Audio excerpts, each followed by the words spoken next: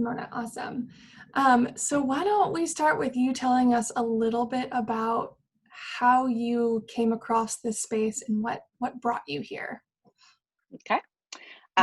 So thank you so much for having me on, and great to be here and chat about things other than gas. Something.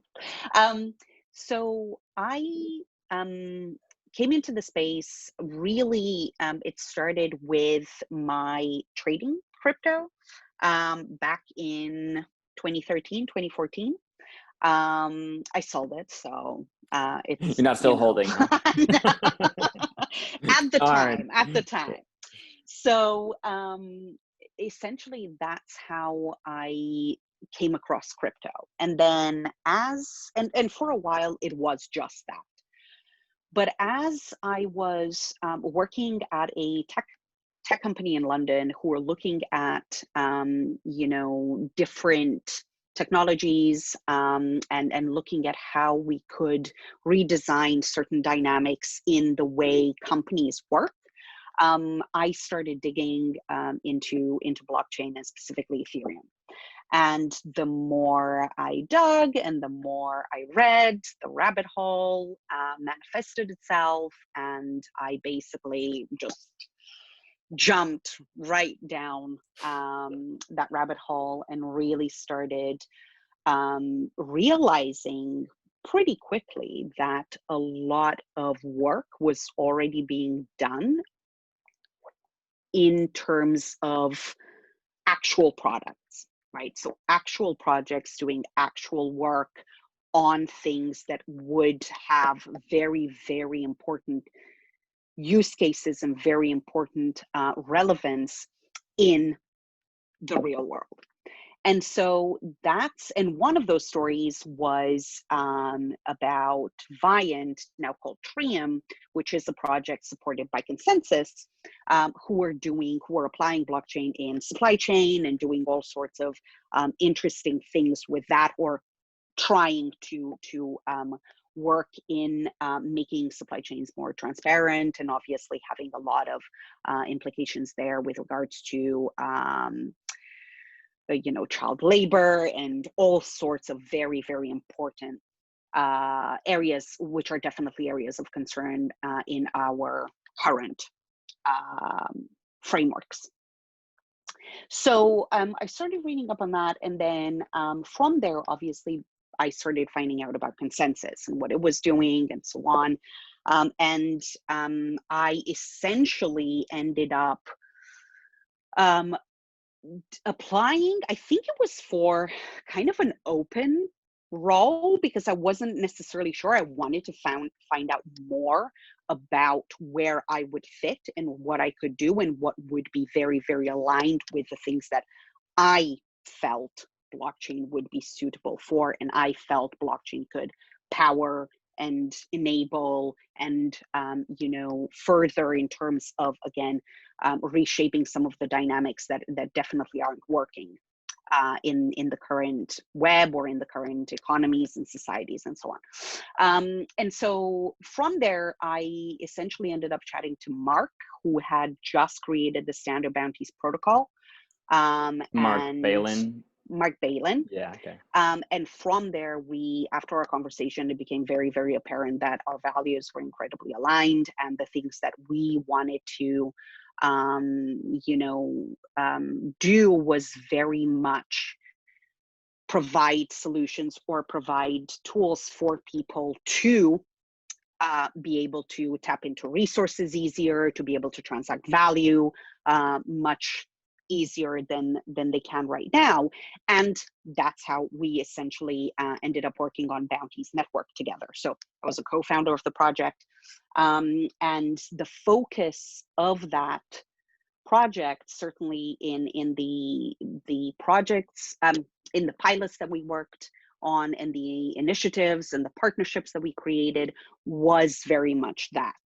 How can we create opportunity and choice where there currently are none? It's a very broad mission, but I think that is certainly what motivates me personally.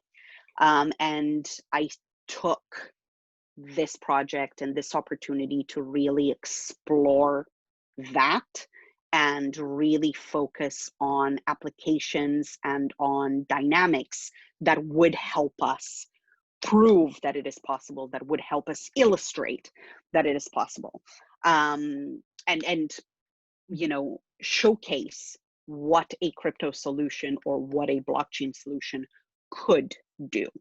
Because I, again, am a firm believer in showing versus telling. I think it's very important to illustrate what you say you're gonna do, and it's very, very important to provide those examples and to provide those spaces where exploration and experimentation is done in a very, very relevant and very, very effective way. And when I say effective way, I mean with genuine effects in the real world. That's what I kind of mean.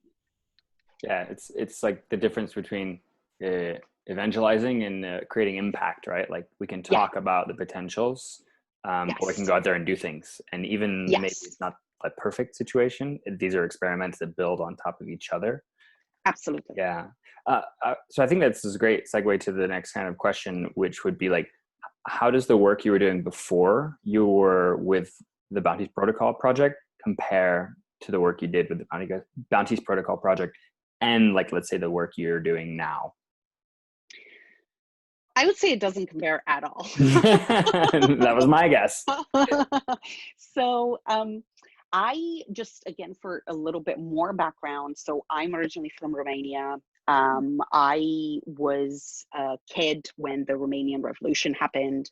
But I do remember there were a lot of instances, particularly in terms of freedom of speech, particularly in terms of accessing those resources and those opportunities that were definitely restricted in the country and the region that I was born into, right? So I think even if they didn't necessarily impact or influence my personal life on a daily basis, there's definitely a motivation there that I genuinely believe that these things, again, freedom of speech, the accessing opportunities, accessing resources should be something that everybody can do. And I have a very, very strong belief that that is the way it should be. And it's probably motivated by that. But the path to here, to where we are now, was definitely a standard path of, university, work in communications, standard companies, and so on. So from and the actual main shift is feeling you're just doing a job to feeling empowered and being in a position where you can generate and create the space for others to also be that way and feel that way, and be able to get to that stage where opportunity isn't something that's determined by where you are born, by your current social economic status, by the friends you have, the family you have, all of those things, right? Those things should not be the factors that define what you can and cannot do. And so I think the shift is there, and it became very apparent to me as I've been working in these past 3 years, the more we had the opportunity to do, the more that became very, very apparent and very, very relevant. So yeah, it's a completely different.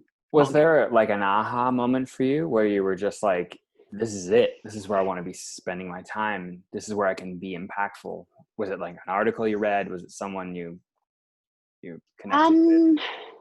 I think the main piece was definitely when we did the pilot in the Philippines for bounties for the oceans, where we did this crypto incentivized cleanup, and the ability to send money, right, crypto, to people without them needing to have a bank account, or without them needing to be in a country that is part of the SWIFT network, which, by the way, is the international payment network. If you're not in that, sorry, right? Tough. Mm-hmm. So being able to transfer value at the time in a matter of seconds, because, you know, we used to have those things where transfers would go through very, very quickly, and I'm sure we'll return to that. But being able to do that very quickly, regardless of, again, a dependency to institutions, the right country at the right time, and things like that, was incredibly powerful in the context where you still have, and I remember this, it was somebody from Andreessen Horowitz, I think, at a conference in Berlin in 2018 or 2018, they said it is actually probably cheaper to take a case of money on a transatlantic flight. So from, I think we were talking London to New York, it's like 6 hours direct flight. It costs less than you transferring it from an account here in the UK to an account in the US. And Wow. that is, number one, crazy. Number two, the fact that we are still in those dynamics after all of this time is frankly ridiculous. And so I think it's very, very, it was very, very powerful to realize that these things can happen regardless of the different paths that had already been laid out and we had been using for decades. So one thing I'm loving hearing as kind of a common thread through all of this is you have a really seems like your ethic is really rooted in some strong values, and that's kind of carried you throughout your work in this space. Mm-hmm. How was it easy to find other people who were equally committed to their values? Like, what was the process of finding the people that you wanted to work with in this space? I think, again, because, so I'm primarily a communicator, right? So I will have a lot of conversations with a lot of people. And also the ecosystem, the Ethereum ecosystem, and specifically, it's so incredibly open to those conversations, and people are genuinely interested in what others have to say. Okay, not necessarily everyone, but genuinely most people really are. Like, they will not only create interesting things themselves, but again, be very, very interested in collaborating, working together, spinning new things up together, because there is this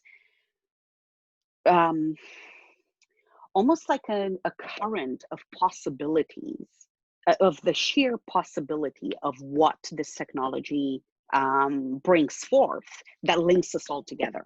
And there is a buzz that kind of links, again, all of us together in this space of possibility. And I think being able to connect with people when you have these conversations and you talk about what you want to achieve and you talk about what you want to do, it's very easy to then go, oh, okay, so you're kind of doing something similar, or you have the same ideas, or let's figure out how we can collaborate to make something else happen, or accelerate whatever both of us are doing and get to where we want to get to. So I think from that perspective, all of the partnerships that I've created or that I've started have very much been a result of those conversations and figuring out, okay, how can we get to that moment where we genuinely affect change quicker together? Again, I'm a big believer in the tide lifts all boats and all of that. I think it's incredibly important for us to collaborate to make sure that we do bring this redesign and these changes that we want to see forward, and make them a lot more impactful for the people and just for everyone. That's the thing. So it ripples out, right? The things that yes, happen here ripple out, and that's yes, also one of the benefits of like creating things in an open source manner, is what we're yes. creating is not protected by IP in that way, right? It's not like going to be owned by a company forever. We can create new things on top of it and change it and evolve them much faster and make them accessible to many more people. And this is where I believe I'm really into this idea of open source economies, right? So you obviously have open source software, which is to use and fork and change and adapt and work with and fit different things together to create something new.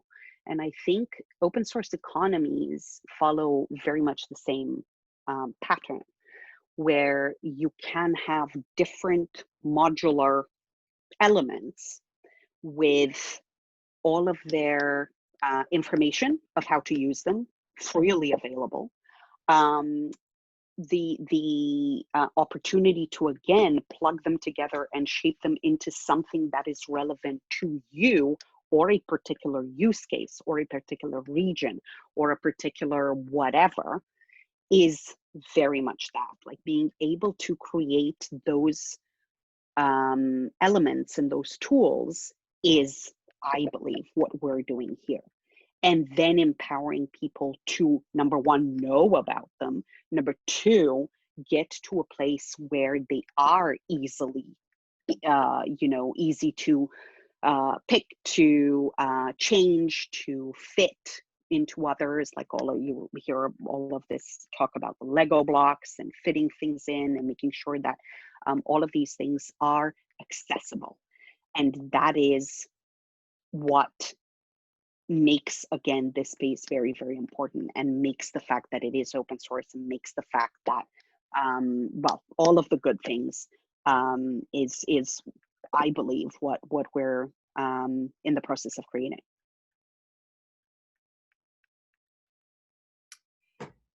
I have a quick question. In the beginning, you chatted a little bit about your process of like finding your place, like where your skills and talents kind of matched the needs that you were seeing. Was it a difficult process to, like, once you found your place, to kind of carve out the space for yourself? What was that like? I think I never coming into I guess coming into the Ethereum space, I never considered that it would be an issue, or that it would be a difficult task. I very much saw it as, again, a space where what you can bring to it, something of value that you can bring to it, will then generate more value. So as far as I was concerned, I was very much going to use the skills that I have, or the way that I think about things, or the way that I envision certain things, and apply it to whatever it is that we were doing.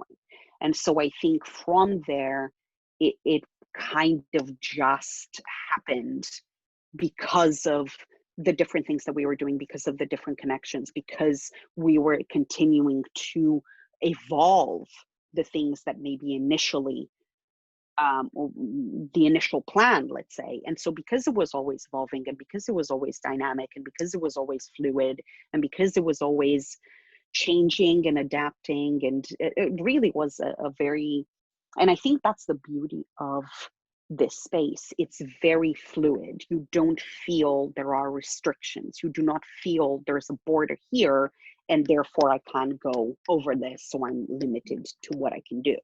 And I think that in itself, that fluidity and that limitlessness brings with it a real liberation in the way you think about what is possible for yourself and what is possible for others and what is possible for like really anything.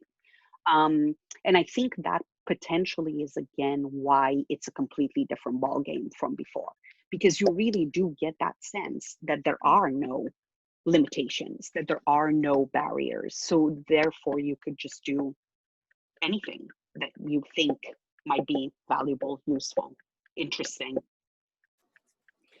It's quite interesting. I wonder, do you think that some folks have the opposite perspective coming into this space, being overwhelmed by possibilities?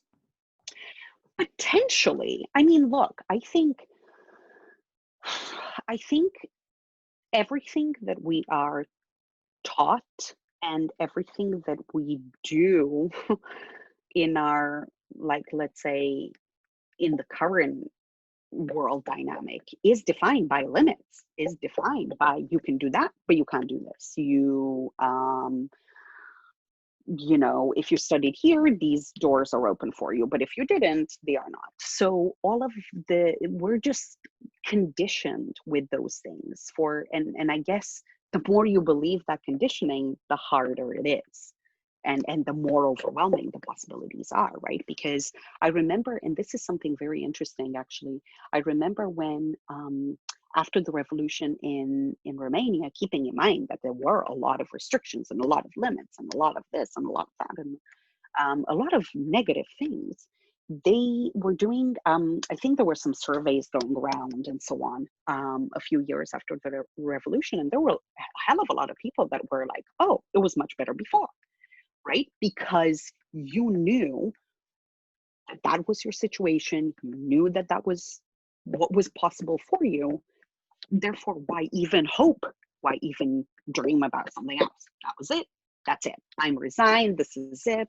This is my lot in life. And I think for a lot of people, it was that change of now suddenly the gateways are open. You can read anything you want. You can do anything, you know, you can have access to all sorts of different goods and services and things that for a lot of people, particularly who had lived in that restriction for a very long time, it was just, well, what the heck, where do I even start type thing. Right, exactly. That means. So I think it really does depend on how much you believe it and how much you had adapted to those restrictions for you to be able to go, ah, this is so much better, or ooh, what the hell do I do now? Yeah. So because of that expansiveness, as you called it, how has that helped you? Like, how have you grown and evolved because of that limitlessness over the past decade or so that you've been in this community? Decade or so. Oh, I, I yeah, mean, a no, how decade in long like has it been? normal years. How long has it been, Simona? 3 years. 3 years. Oh, you said Yeah. 2013. Okay. No, What was the actual year that you got involved? So properly, like genuinely building on Ethereum and creating these projects, it's been 3 years. 3 years. Yes. A decade in crypto years. But prior to that, it was like trading some coins, Yeah. which Yeah. is totally Got it. different, right? Then yeah. Yeah. Yeah. Cool. So what were you saying? How did it help me evolve? Yeah. Like, what ways have you grown since you became part of this community? Definitely learning a lot. And I think it's that learning and those conversations with like-minded people that actually do so much in terms of, I guess, making you realize that what you were thinking before, surrounded by the limits and the things that are just run of the mill and are just the way they are, they start being things that you can actually do versus things that you just think about. And so I think the level of comfort and genuine well-being that you have as a person when you can take an idea and make it happen in a relatively short time, in fact, very short time, if we again think of like real world dynamics, is incredibly empowering. And it's incredibly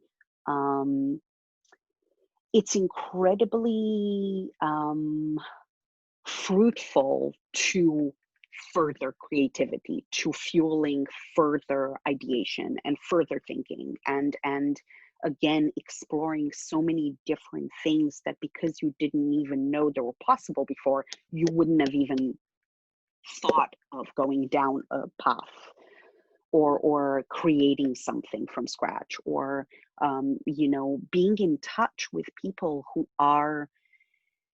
kind of want to do the same thing that you want to do, and because you are putting your resources together, your ideas together, your willingness together, you can actually achieve it. And it's, again, because it's on a global scale and because our community is so widespread, these opportunities are just everywhere. It's one of the things that I'm involved in so many things because I genuinely feel so excited about all of the things. And I try to figure out what value can I bring to those efforts and make them move faster, or make them move in a way that is more relevant, or will have a bigger impact, and share the things that I have learned by doing things in the real world and learning that, okay, that doesn't work, this is wrong, this is the way it should be done, and so on, and passing that information on so that when others try to do them, they already have those bases covered. Because again, if we are going to redesign the way the world works and the way people are actually, in a world that is concerned with their thriving versus their just energy and ability to work, it's incredibly energizing. That's the word, energizing. Yeah. Mm. Love that. Mm-hmm. Yeah. And did you have something to say? You want me to go? Okay. So just kind of listing off, it sounds like you're involved with a lot. What are the kind of main projects that you're involved with right now, just so I can set the record straight? Right. So I am currently heading up community for Status. And Status, the way I like to look at it is really as a very effective kind of gateway to Ethereum, particularly when it comes to newcomers. Because I think one of the very important things to kind of maybe replicate a little bit from what we have right now is that ability to access things easily, which we haven't necessarily done very well as an ecosystem so far. There's a hell of a lot of work to be done. But what Status does, because it's a wallet and a chat and an app browser, it allows you to do many different things in one. And so the barrier to entry, and I know this because I've done so many beginner workshops around the ETH Global Hackathon circuit, really catering to those people who are just joining without any prior knowledge or very beginner level knowledge, is you're introducing so many different concepts and so many different applications that it's very hard to do it in a way that doesn't cause confusion. And so if you have this one piece that you can give somebody, get them to download, that then opens up a lot of doors versus just one, and then you go through that, and then there's another one, and then you go through that, and then there's another one, it immediately makes things a lot easier and a lot smoother, which I think we really need. And then aside that, I do a lot of mentoring around a lot of the different again, initiatives in the space. Recently, I was a mentor for Gitcoin's kernel, which was their first kind of virtual incubator for projects in the space. I tend to be a judge and a mentor again around the global hackathon circuit. I am a member of quite a few DAOs, again, because, and DAOs, decentralized autonomous organizations, and the reason for that is, again, I'm very, very interested in understanding the workings of all the different styles of organization. And because we're at this moment where so many are evolving, and that whole just concept of a decentralized autonomous organization is incredibly complex, that you're never going to be able to solve it and do it properly overnight or from the beginning.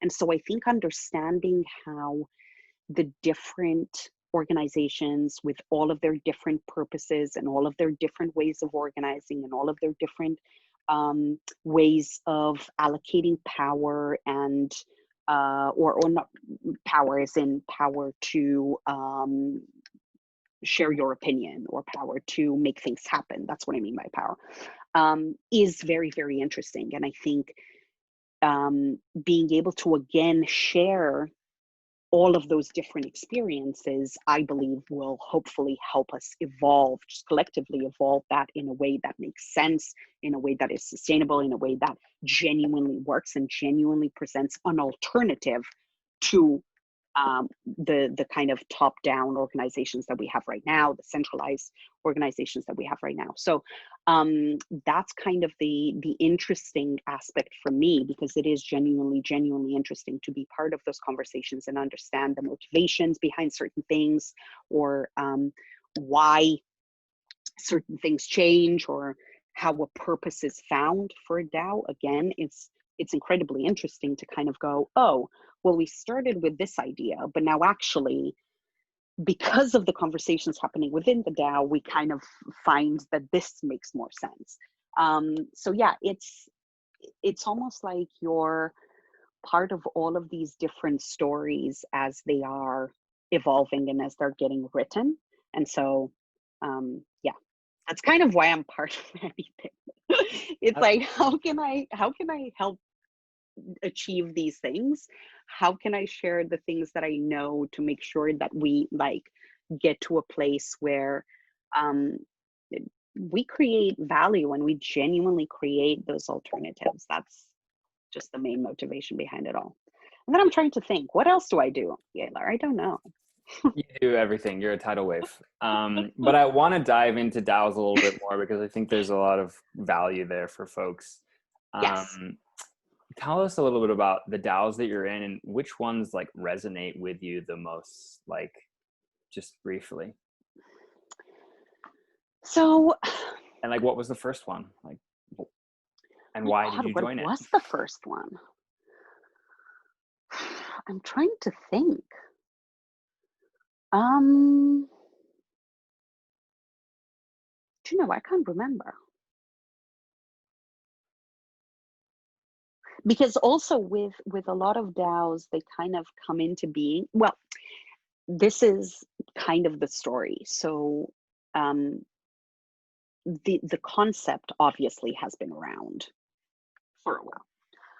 We have the DAO, the DAO, the one we do not speak of. TLDR is a massive hack where people lost a lot of money. People lost a lot of money. And so I think after that, there was a reticence to do anything DAO related, because, you know, it was a massive deal.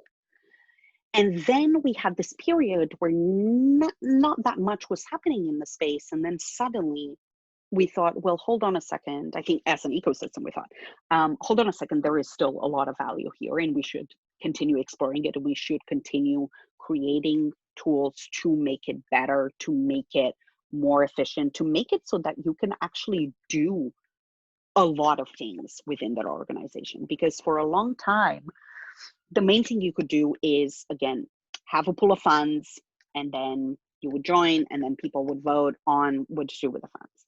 And so I think evolving what you do as a group of people, yes, involving monetary resources, but also being able to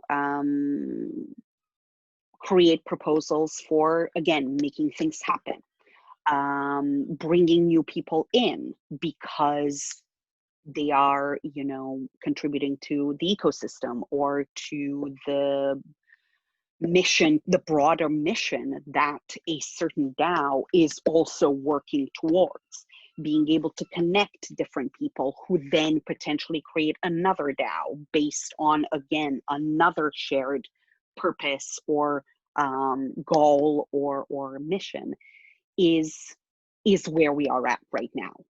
And I think in terms of my experience with it, like one of the main ones that I'm part of now, I guess, are Merigama Delta, it was created almost like a meme sorority at ETH Denver this year.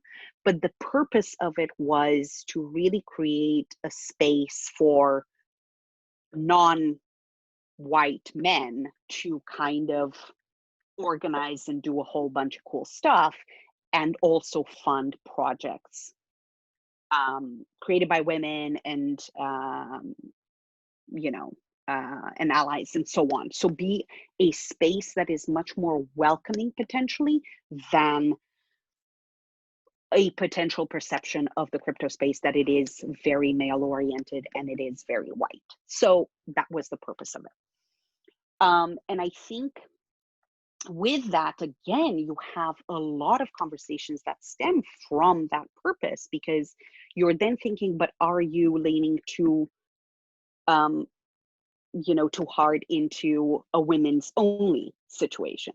And how is that exclusionary? And what things you should consider, and how you could become even more welcoming, and how you could shape what you do and the way people access what you do and how you communicate in a much more inclusive way, but in a truly inclusive way. Not just say it and it's on paper and it's so on, but people feel it's still has a barrier in front of it. So that's with Merigama Delta, and I think it's very, very interesting how we are, as a group, learning about these things and how we're evolving that. And again, if you think, it started as a meme, literally in the hallways of ETH Denver, and that's part of the process, and that's part of the creation of such an organization. Raid Guild is another one that I think has a very, that's right. I don't know what made me think of Raid Guild. Always rapping, right? That's actually my first DAO, so that was yeah. There you go. So I think with Raid Guild it's very interesting because, as opposed to some of the DAOs out there, they have a very, very specific purpose, and they are trying to be very, very specific about the workings and the dynamics and how you get to evolve within the organization, and the fact that the organization is an agency that works for on outsourced projects and so on. It's very, very explicit in its goals and what it wants to do. You have other DAOs that aren't that explicit, right? Sometimes you get a sense that they exist because it's cool to be a DAO, and then people are kind of like, okay, but what are we doing here? What is the purpose? What are we, are we actually generating value? It reminds me of that Portland meme. It's like, put a bird on it, just right. Make it a DAO. Exactly. Like, sprinkle some DAO on it. Yeah, DAOify it. And you're like, but why? Right. Why DAOify? Yeah. Exactly. And that's a very, very important question to ask. And I think what you're going to see is and this is actually what I was going to say, there were a lot of DAOs that got started but never evolved, right? They got started, some people joined, and then they never evolved.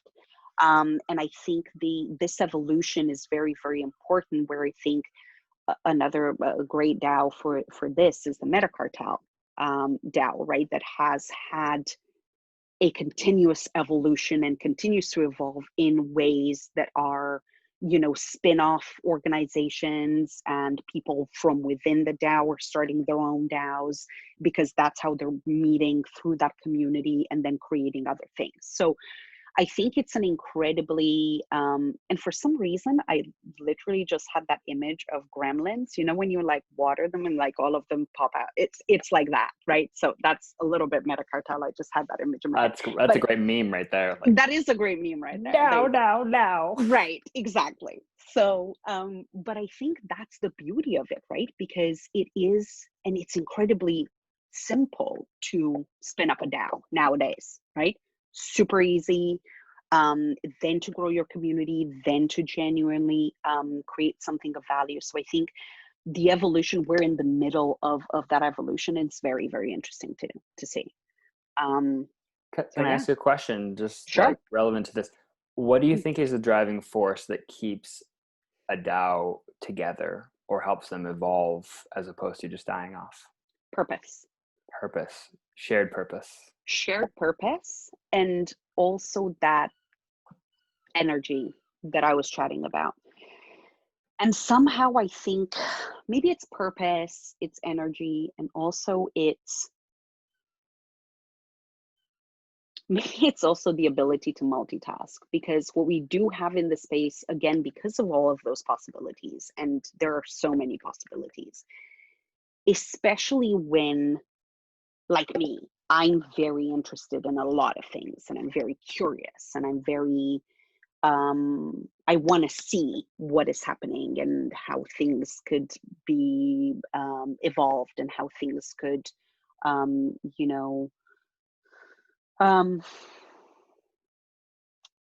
grow from one stage to the other, evolve, right? And I think without the purpose, without the energy, and without the ability to multitask, it is incredibly hard to keep tabs on everything. Like, it's very, very hard. And I think I'm like, again, there are so many different, and Whaler DAO, I forgot about Whaler DAO. There are so many conversations happening at all times that if you aren't specifically interested in the purpose or feel aligned with the purpose of a DAO, it's going to be impossible for you to keep it going. And I think that's what's happening with a lot of the DAOs that don't evolve, is there isn't a strong enough purpose. There isn't a strong enough pull. There isn't a strong enough basis for you to then start growing, and for new people coming in to be able to just slot in and make sure that they contribute to that growth. Either they don't know what can be done, either there isn't anything specific that they could get involved with. And then the attention span is just, oh, okay, well, maybe I'll check on that later, and then you never do. Or by the time you check on it, it's like, oh, I guess 300 message responses thread. Yeah. But I think the ones that you feel like that people feel genuinely, again, energized by, again, very, very motivated to contribute to, they're the ones that you see evolving and thriving. So as you kind of look forward, what are the questions you're asking yourself and your peers right now for the future? What questions are on your mind? I mean, I think it's the main question that I always have is, how are you bringing value? What is the value that you are bringing to the ecosystem, to the overall mission, to your goals, to what you or the change we want to see happening? And I think for me, that's the driver in everything that I do is this of value? Does this bring any value? And that's what I tend to advise any of the projects that I mentor, in anything that they do, building a community, tweeting, deciding what to work on or what partnerships to create and so on. Do they create value? Do they serve the mission that you have decided your project serves, the goals that you have as a person? And those will vary, right? Like, my goals do not have to be everybody's goals. A lot of people have very, very different motivations for being in this space. And I think that's absolutely okay. But for me, it is that, and it will always be that, because I think value is so much more than money. We've again been, this has been drummed into our minds for generations and generations, that there's an equal sign between value and money, and that's the only equal sign. And I think diversifying how we understand value, and understanding that value is cultural, social, environmental, all sorts of different shades and colors and shapes and sizes of value. That's what we all kind of share as humans. And I think the more we understand that there is more value aside money, like money is one of those manifestations of it, sure. But again, the more we understand that it is a varied concept, the better we'll all be.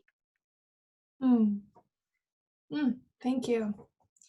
Yeah, I am so grateful to hear even just these little snippets of your story is really powerful. And I can say you're doing important work, not just because of how much work you're doing, but the roots of why you're doing what you do is really impactful. So thank you so much for sharing a bit about yourself and being so open, and I feel inspired. So you've started off well. I think we have achieved our goal. So Yeah, I'm like, You wow, are okay, inspired. I've got like a motivational Join talk us. here. All right, Join show us. me the way. Which DAO right now? My faith in humanity is restored.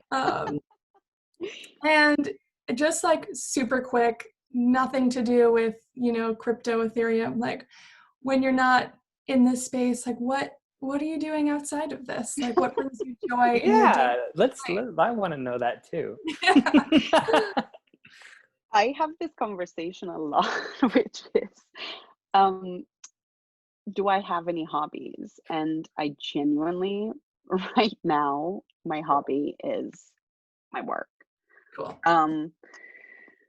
I think it's hard when